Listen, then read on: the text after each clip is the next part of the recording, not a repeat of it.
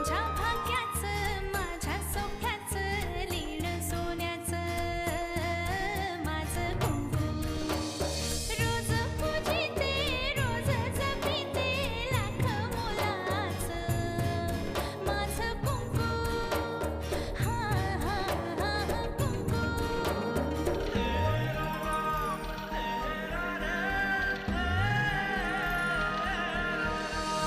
मन माझे घर झाले त्याचे मोर स्वप्नांचा दारी नाचे शब्द त्याचे अमृताचे स्पर्श त्याचे चांदण्याचे त्याच्या श्वासाचे त्याच्या डोळ्याचे गुज सांगते माझं कुंकू हा हा हा कुंकू हा हा हा कुंकू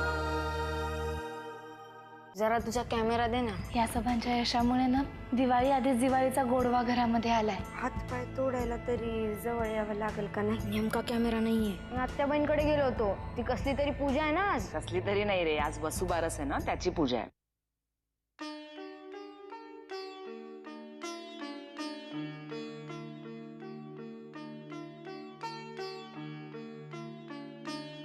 याला म्हणतात वसुबारस. हो, हीच वसुबारस. आत्या, अगं लहानपणी आम्हाला या वसुबारसाची गोष्ट सांगायचीस. गण्यालाही सांग की. हो, सांगायलाच पाहिजे, नाही त्या गण्याला कळणार कसं वसुबारस म्हणजे काय ते. वसुबारस म्हणजे अश्विन वद्य द्वादशी, धनत्रयोदशीचा आदला दिवस. देवांचा राजा इंद्र म्हणजे पर्जन्य देवता. समजूत अशी आहे की इंद्र आपल्याला पाऊस देतो, त्याच्यामुळे सगळे लोक आधी इंद्राचीच पूजा करायचे. एकदा भगवान श्रीकृष्णांनी सगळ्या गोकुळातल्या लोकांना सांगितलं की आपण गोवर्धन पर्वताची पूजा करूया, कारण खरं म्हणजे आपल्याला पाऊस गोवर्धन पर्वत देतो. मग गोकुळातल्या सगळ्या लोकांनी गोवर्धन पर्वताची पूजा करायला सुरुवात केली. इंद्राला काही हे आवडलं नाही. त्यांनी एक दिवस गोकुळावर मुसळधार पाऊस पाडला. इतका पाऊस पडला की सगळ्या लोकांचे अगदी हाल हाल झाले. म्हणून मग श्रीकृष्णांनी सबंधच्या सबंध गोवर्धन पर्वत आपल्या हाताच्या करंगळीवर तोलून धरला आणि सगळ्या गोकुळातले लोक, अगदी गाई गुरं सुद्धा, सगळ्यांनी त्या पर्वताच्या खाली आश्रय घेतला. त्या गोवर्धन पर्वताने सगळ्या गोकुळातल्या लोकांना आश्रय दिला. तो दिवस कोणता? तो हा आजचा वसुबारसेचा दिवस. मग या दिवशी गायीची पूजा का करतात? अरे, गाय म्हणजे गोमाता. वर्षातनं एकदा तरी तिची पूजा केलीच पाहिजे. आणि गाय दारात असते ना की भरभराटीचं लक्षण समजतात. आता नवीन वर्ष सुरू होणारच असतं की नाही, म्हणून मग आज दिवाळीच्या या पहिल्या दिवशी गोमातेची पूजा करून पुढचं सगळं वर्ष सुखसमृद्धीचं जावो अशी गोमातेला प्रार्थना करायची. याला म्हणतात वसुबारस. काय गणोबा, या सगळ्या कथेवरून काय बोध घेतला? मला या कथेतून फक्त एवढंच कळलं की इंद्र हा देव काही बरा नव्हता.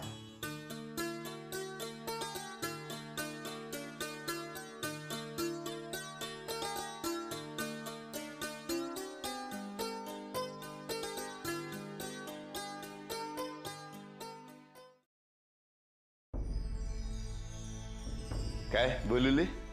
कोणाचा पत्ता कट करायचा आहे? नाही, पत्ता कट नाही करायचा आहे, पण तू तुझं सामान आवर आणि निघ इथून.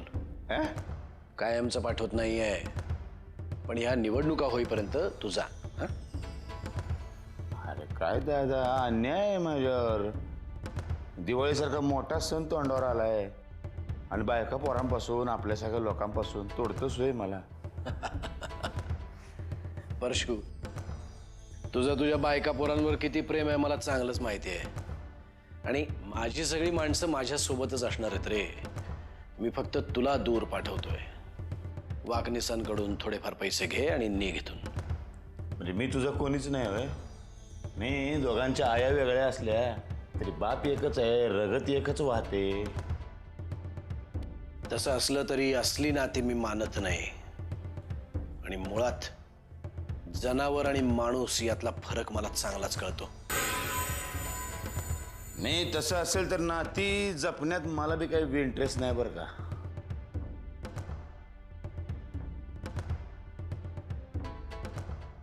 निघ इथून परशू,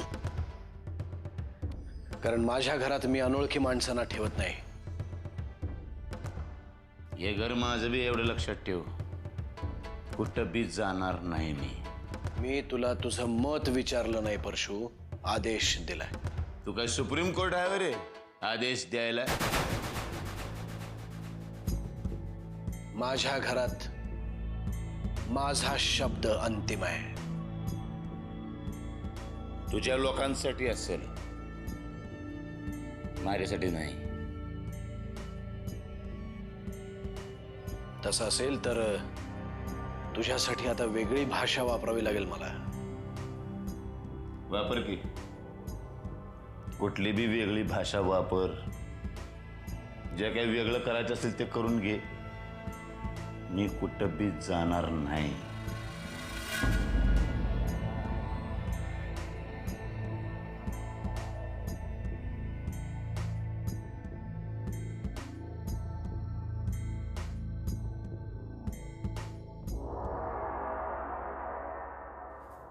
जानकीताई, सकाळपासून लय कोरड्या उलट्या होत आहेत.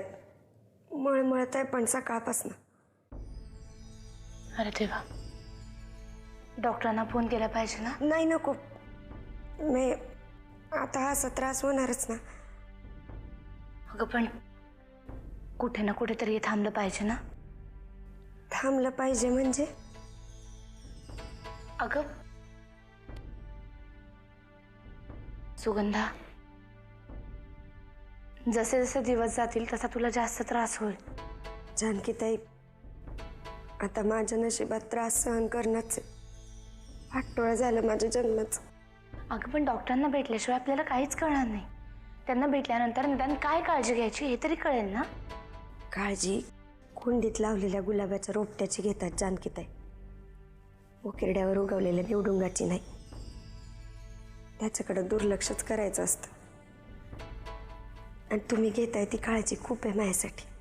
असं का बोलतीयस? आम्ही कधी तुझ्याकडे दुर्लक्ष करू का?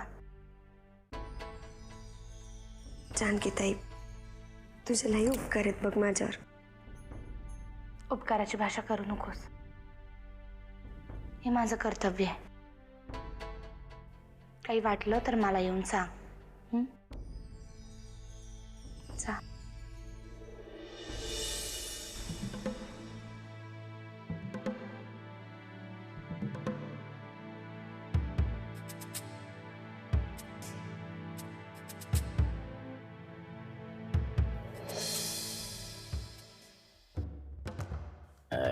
ही बॅद आणि सकाळ सकाळ कसं पाय आली. अरे देवा, मारकुटा बैल आहे यो, मारकुटा बैल. इथनं सटकलेलंच बरं. चला आहे. नमस्कार परशू सेठ. नमस्कार. या इकडे या. तिथं हो हो, आलो आलो.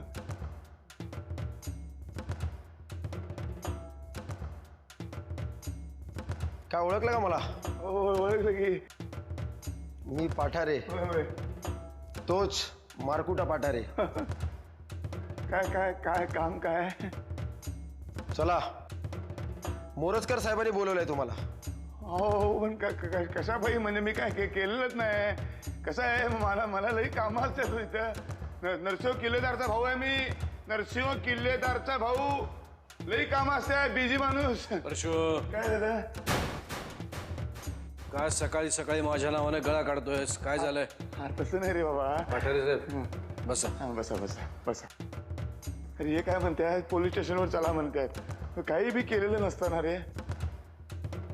काय हो पाठारे साहेब, माझ्या भावाला हात लावताय तुम्ही? काय केलंय काय त्यानं? इंदुलकर मर्डर केस, त्या केसच्या तपासासाठी मी घेऊन चाललोय. कदाचित महिनाभर ठेवून घ्यावं लागेल. अरे दादा, महिनाभर? अहो, ऐन दिवाळीच्या तोंडावर तुम्ही याला घेऊन जाताय. बायका पोरं असलेला माणूस आहे हा. हो साहेब, गुन्हेगारांना कसली आली दिवाळी आणि बायका पोरं? तर मोरासकर साहेब असे दिवाळीत फटाके फोडतील. अरे दादा, ते सरळ सरळ धमकी द्यायला लागले. ते मोराजकर साहेब म्हणजे राक्षस आहेत, राक्षस लय पटके मारतात रे भाऊ. काल रमावतीला गेला असतास तर ही वेळ आलीच नसती. असं आहे होय. आता ध्यानात आलं, म्हणजे हे सगळं तू जमवलेलं आहेस तर. पाठारे साहेब, घेऊन जा तुमच्या पाहुण्याला. पण मोरासकर साहेबांना सांगा, भाऊ आहे माझा, मारा पण जरा कमी. ऐन दिवाळीत घरातला माणूस असा बाहेर कुठेतरी विव्हळतोय, बरं नाही वाटणार मला. नाही नाही, मी जातो, रमावतीला जातो. हा? रमावतीला जातो म्हणलं. अर्धा तास आहे तुझ्याकडे. 15 मिनिटात जातो. दिवाळीला नवे कपडे आणि फराळ पाठवून देईन मी. येतो दादा, हात दगडाखाली आहेत माझे. टाइम लई खराब चाललाय. येईन परत. ये, वाट पाहतोय मी. अजून बरेच हिशोब चुकते करायचे मला.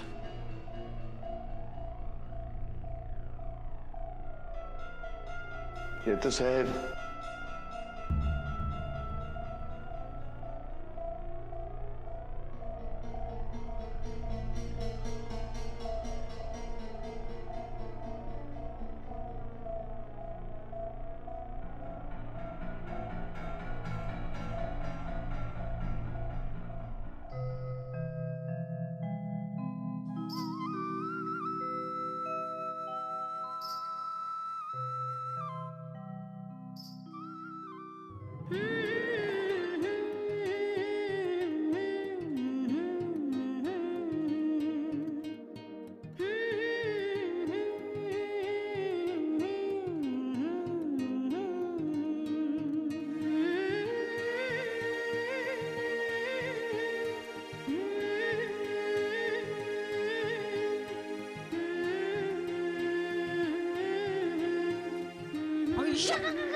खाली बघ रे, रांगोळी काढली मी.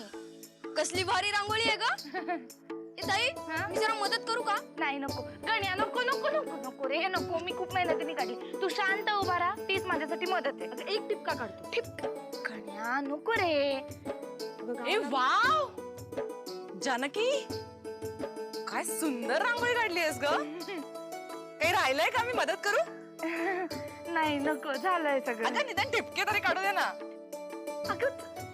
अरे वा वा वा वा, फॅन्टास्टिक है ना? काय सुंदर रांगोळी काढली. हे काही राहिलंय का? मी काही मदत करू का? नाही मग निदान ठिपके तरी काढतो. काही नाही, सगळं झालंय. तुम्ही काही करू नका, पहा फक्त. हा, रांगोळी उत्तम झालेली आहे आणि रांगोळी बरोबरच हा आकाश कंदील फार सुंदर दिसतो आहे. हो, कलर कॉम्बिनेशन काय मस्त आहे ग. थँक्यू. मला काय वाटतं, तिकडे मध्ये मध्ये फुलं काढली पाहिजेत ना ग. ह्याच्यात कशी काय काढणार फुलं बिलं? इकडे इकडे पण एक काढ मला वाटतं.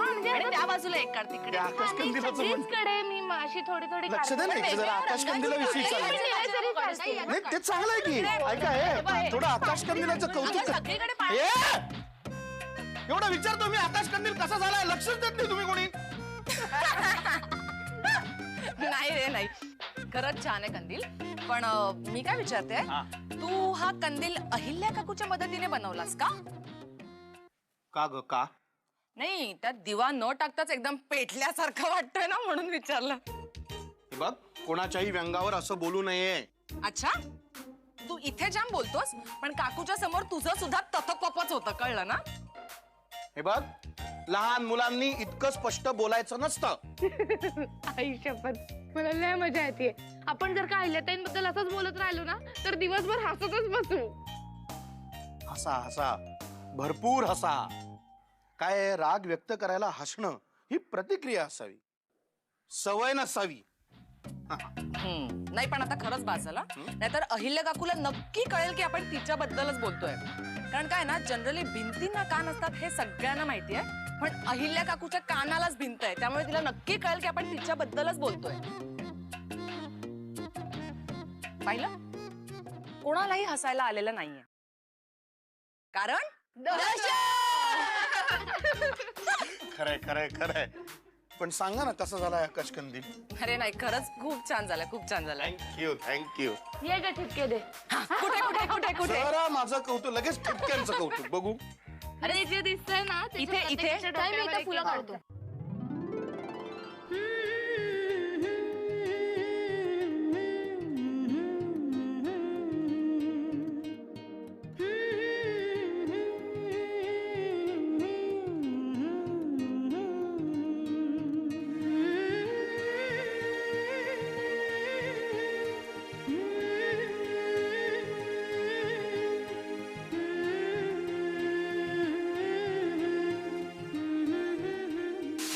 आज आत्याबाईंनी नाही मीच ठरवलंय. काय ठरवलंयस? हे काय उठणं लावायचंय तुम्हाला.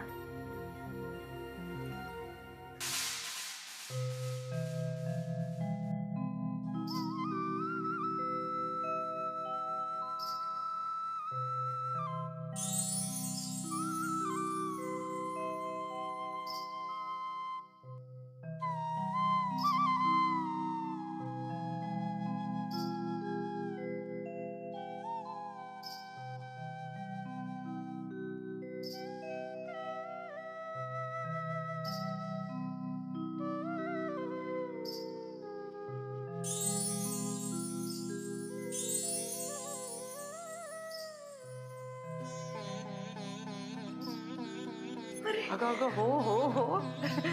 अरे वा, वाळून झालं वाटतं. छान छान.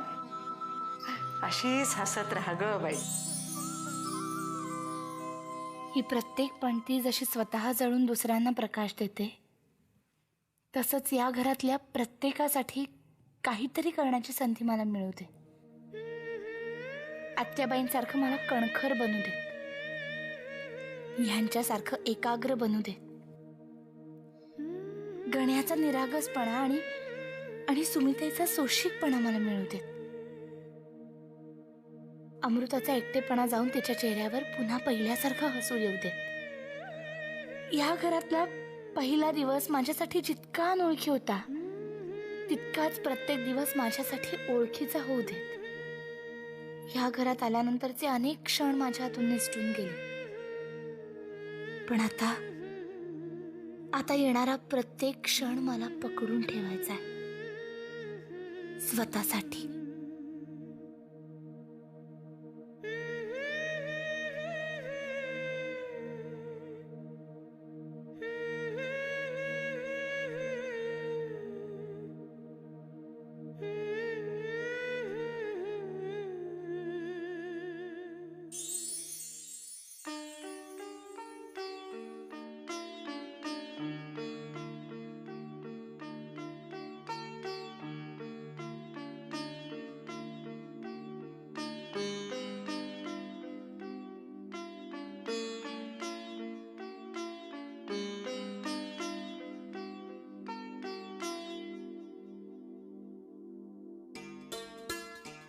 भाऊजी, आज काय आहे?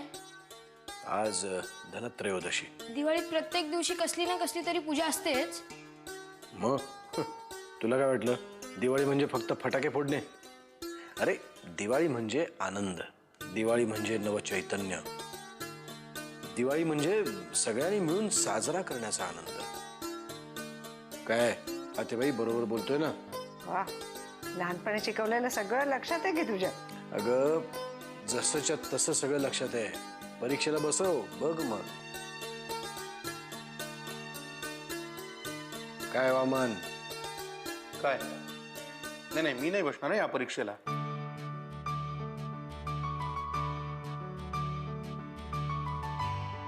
मी नापासच होईल, मला खरं तर काही आठवत नाहीये.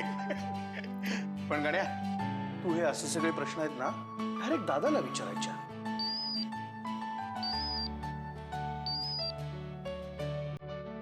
हॅलो.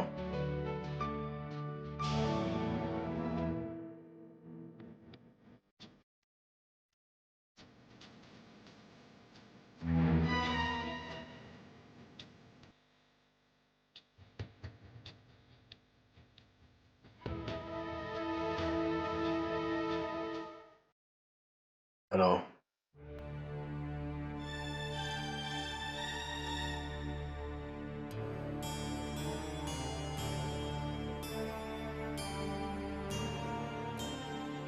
ठीक आहे. काय झालं नरसिंह? माझ्यावर ज्यांनी हल्ला केला होता त्याला पोलिसांनी अटक केली.